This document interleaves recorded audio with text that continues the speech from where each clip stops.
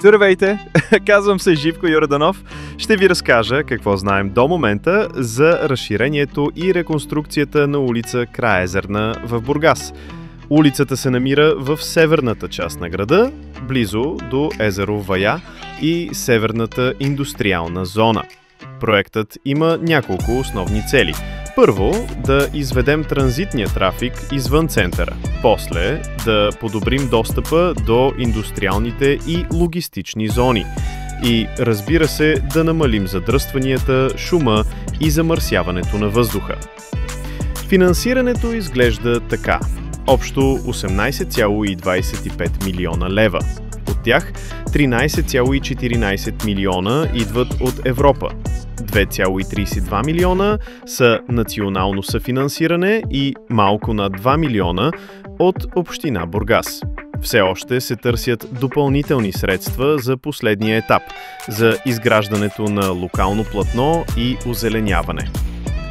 Проектът е разделен на 3 етапа.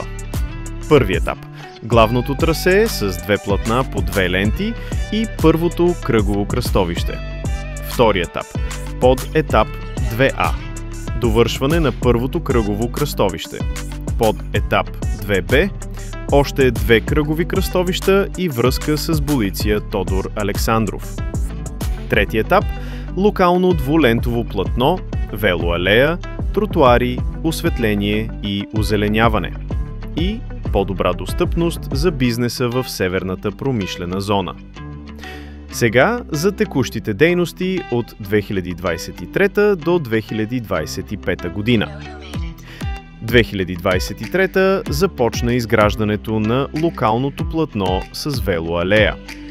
2024 октомври временна организация на движението за геоложки проучвания. Ноември асфалтиране на част от локалното платно. 2025 извършваме мащабни земни насипи около езеро Вая за подготовка на новото трасе. Улица Краезерна ще се свърже с улица Одрин и квартал Лозово.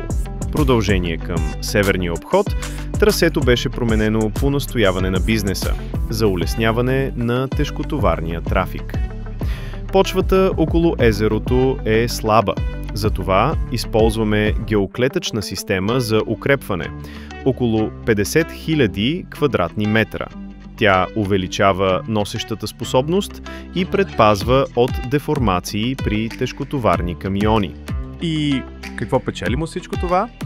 По-бърз транзит и по-малко натоварване в центъра, по-добър достъп до пристанище и летище, улеснен бизнес достъп и нови инвестиции и по-малко задръствания, шум и замърсяване.